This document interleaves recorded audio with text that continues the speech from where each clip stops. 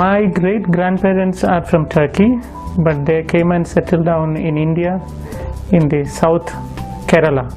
When I was in the womb of my mama, there was an infection for her womb. So all the doctors said the child will die in the womb. She did not accept anyone or any advice. She prayed to Allah saying, Allah, life belongs to you. So I know you can give life. If you give life for this baby, I will surrender this baby for you. That was her offering or a surrender. And miraculously, I was born. All thought I will die in the womb. Because I have been dedicated to God. While I was working in a Muslim masjid as an imam, as a parish priest, once I preached in my parish that Jesus Christ is not God. For me, God was only Allah. And I believe Allah never married, so no son for Allah. So I preached there that Jesus is not God. Then somebody asked me, who is Jesus? From the crowd. Maybe a Muslim, but he asked me, who is Jesus? I was preaching he is not God. But the question, who is he? To know who is he, I read the entire Quran once again. 114 chapters, 6,666 verses in Quran. When I read it, the name of Prophet Muhammad I found in Quran 4 places, but the name of Jesus I found 25 places. There itself I was little confused. Why Quran giving more preference for Jesus? And second thing, I could not see any woman's name in Quran. Prophet Muhammad's mother name or wife's name or children name, no. In the Quran there is only one woman name I found, Maryam, the mother of Jesus. No other woman name. And then about Jesus, when I read chapter 3 verses 45 to 55 verses, there are 10 points which Quran makes about Jesus. The first thing Quran says Kalimatullah, the Arabic word which means word of God. And the second thing Ruhullah, which means spirit of God. And the third is Isa al-Masih, which means Jesus Christ. So Quran gives the name for Jesus, word of God, spirit of God, Jesus Christ. And then Quran says that Jesus spoke when he was very small, like 2 days old after his birth. He began to speak. Quran says that Jesus created a live bird with mud. He took some mud, formed a bird, when he breathed it into it became a live bird. So I think that he can give life. He gave life to a mud, clay. And then Quran says that Jesus cured a man born blind and a man with leukoderma, leprosy, etc. Continuously Quran says that Jesus gave life to dead people. Jesus went to heaven, he is still alive and he will come again. When I saw all these things in Quran, my thinking was what the Quran says about Muhammad. You know, according to Quran, Prophet Muhammad is not the word of God, not the spirit of God, never spoke when he was 2 days old, never created any bird with mud, never cured any sick people, never raised any dead people. He himself died. And according to Islam, he is not alive and he will not come back. So there is a lot of difference between these two prophets. I don't call Jesus as God, you know, my idea was he's a prophet, but he is a prophet greater than Muhammad. So one day I went to my teacher, the one who taught me 10 years in Arabic college, and I asked him, teacher, how the God created the universe? Then he said God created the universe through the word. Through the word. Then my question, word is creator or creation? Must clear it. My question, whether the word of God is creator or creation. Quran says Jesus is word of God. If my teacher said the word of God is creator, which means Jesus is creator, then the Muslims must become Christian. Suppose if he said the word is creation, he will be trapped. You know why? He said everything created through the word. Suppose if he said the word is creation, then how the God created the word? Wow. So he cannot say the word is creator, cannot say the word is creation. So he was quite angry. He pushed me out of his room and said, word is not the creator, not the creation, you get out from me, he said. So then when he said that, I told my teacher, word is not the creator, not the creation. That is why Christian says word is son of God. Then he told me, if there is a son for God, I must show him the wife of God. Without wife, no chance for having a son. Then I showed a portion from the Quran. Quran says that God can see without eyes. God can talk without tongue. God can hear without ears. It's written in Quran. I said, if that is the case, he can have a child without a wife.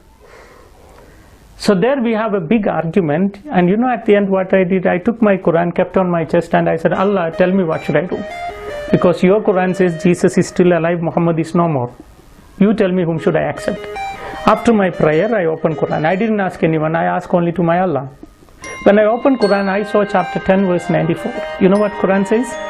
فَإِن كُنْتُمْ فِي شَكٍّ مِّمَّا أَنزَلْنَا إِلَيْكَ فَاسْأَلِ الَّذِينَ يَقْرَؤُونَ الْكِتَابَ مِنْ قَبْلِكَ لَقَدْ جَاءَكَ الْحَقُّ. If you have any doubt in this Quran which I give to you, go and read the Bible, or ask the people, those who read the Bible. The truth is already revealed in that. So if you ask me, who made me Christian? It's not any fathers, it's not any sisters, it's not any bishops, it's not any cardinal, it's not even Pope. But the Holy Quran converted me to Christianity. So after seeing this, I decided to study Bible, and I went to a retreat center called the Divine Retreat Center, that's in India. And then while I was doing my Bible studies, there are a lot of points which touched me from Bible. The first day, Father read John chapter 1 verse 1 onwards. In the beginning there was a word, the word was with God, the word was God, the word became flesh. So my Holy Quran says Jesus is the word of God. Now the Holy Bible also says Jesus is the word of God. So I found it both is very similar, and I was happy to know that I need Quran and I need Bible both. You know, I was in a mood like one day become Christian, one day Muslim, one day Christian, you know, I need both. While I was thinking like that, again one more word I heard, that was John chapter 1 verse 12. Such a lovely word for me, because it's written in Bible, if anyone accepts Jesus, Jesus will give them power to become children of God. In all the verses of the Quran, Allah calls the human beings slaves, and Allah is master. Master cannot love the slave, slave cannot love the master. I don't like to be called by someone a slave. Quran says you are my slave. But when I heard John chapter 1 verse 12, it says, if you believe in Jesus, Jesus will give you power to become children of God. So immediately I said I need Jesus because I want to be a child of God. There I began to call my God Daddy. Till then I never knew that I can call God Daddy. You know, Jesus taught a prayer in Aramaic language, Abun Doshmayo, our God who art in heaven. Abun he called. In Arabic language, Abun means our dad. You know, and if you ask me, I cannot express my joy whenever I call my dad. You know, whenever I call God Dad, and whenever I think that the creator of the universe is my dad, I have a kind of joy which I cannot express. It's beyond my, you know, experience cannot explain. Only you can understand by experience. So I really love to call my God Dad. There I decided to accept Jesus, and one fine day my dad came there, and it was very horrible because he beat me very badly, and there was bleeding from my nose, and I was unconscious. And then he took me home. I don't know how he took me, but somehow he took me home because I was unconscious. When I came in conscious, I was in a small room without any clothes. I was completely naked, and my hands and legs were chained very tight, and I could not even speak because there was chili powder in my mouth, nose, eyes, and you know, wherever the wound was there in my skin, they applied some chili there also for me to get burning. And they did so much because it is written in Quran more than 18 places to fight with the non-believers, and it is written in some places to kill the one who rejects Islam.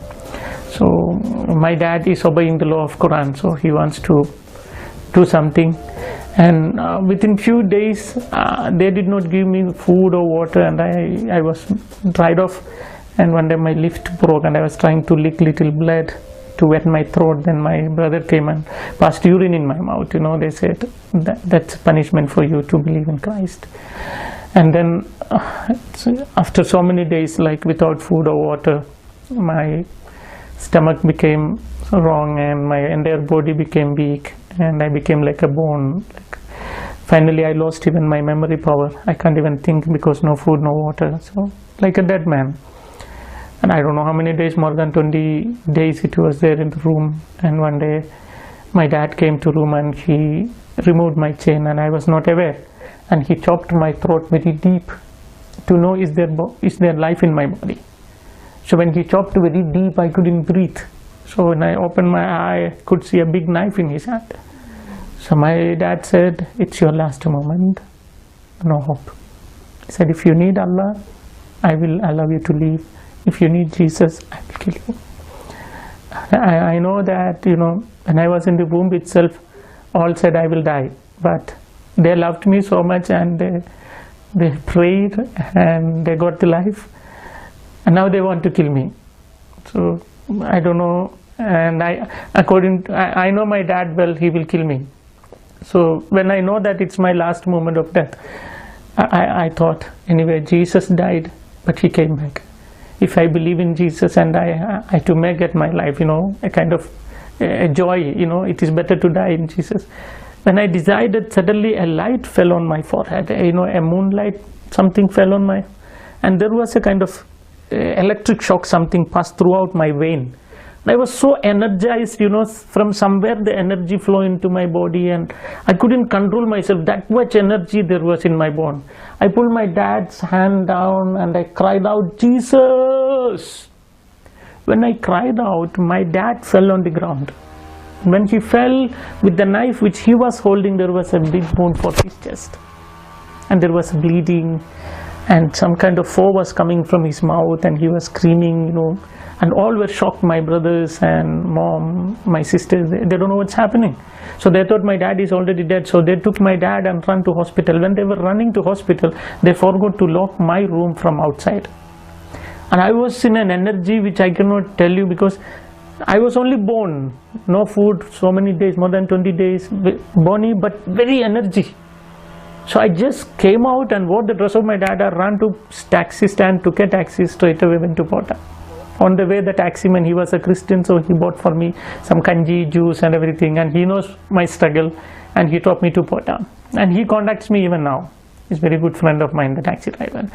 So I came to Pota again. That day, really I understood my Jesus is alive even now. When I call him for my need, he saved me.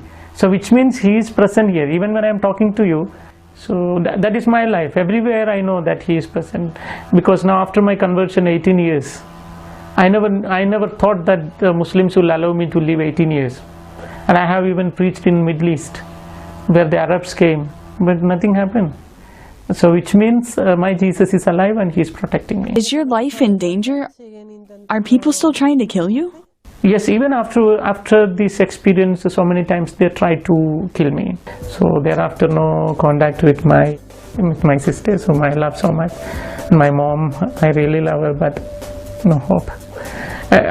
Humanly speaking, no hope. God can touch them within a moment. So I'm praying, and even if they did not accept Christianity, I am always saying, Jesus, please take them to heaven.